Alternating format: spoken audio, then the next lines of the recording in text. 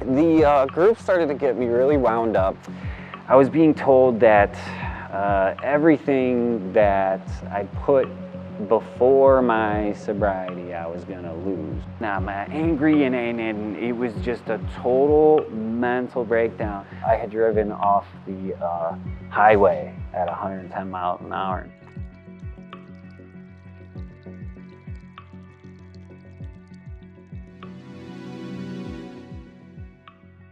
Many former Syracuse Group members relapsed or found their mental illness spiraling out of control because they were told not to take their meds.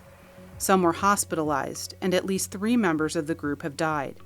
When people die, they're addicted to substances. We'll find a way to explain it away. Oh, yes, they must have overdosed, or they must have committed suicide or something. And nobody really digs deep to find out why. My mental health just completely plummeted, and I ended up going to the psych ER, and I was suicidal. I had to go inpatient for a while. And I had been inpatient for that before, but that time was particularly bad. I lost control of the car and I slid right off the exit ramp there like a hockey puck. No injuries, no damage to the car really. I went into a swamp and just had this on my knees, God save me moment, where it was like, I don't know what to do anymore, I need help. And I remember screaming out at nothing, I need help, I just need help, I just need help. And, that line, sending the I just need help out to nothing was better than saying to this group, I need your help. I got to the point where I decided that I couldn't live sober unless something changed. I was getting suicidal. The pain of me being me was getting too much. And in my mind, I couldn't live drunk, and now I can't live sober. So what choice do I have? If somebody has an addiction problem and you focus both on addiction and a mental illness, and especially if they're using the addiction to self-medicate or to address the mental illness, if you don't deal with the mental illness and you focus on the addiction only, you're going to see the patient keeps relapsing and relapsing over and over because you're not treating the underlying issue. Ignoring mental illness isn't the only bad practice by the group. For years, they have detoxed hardcore drunks overnight, sometimes against their will, without any medical help. The practice of overseeing alcoholics as they detox is against AA's rules and is also likely against the law. Detox facilities have to be licensed by the State Office of Alcoholism and Substance Abuse Services. The Syracuse Group has no such license.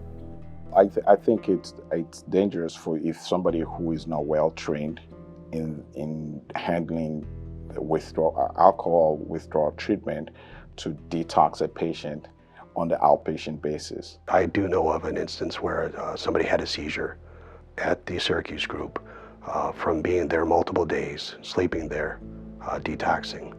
And it happened during the meeting. He went into convulsions and fell on the floor. And they had to call 911, and the ambulance came and got him. I was actually there when it happened.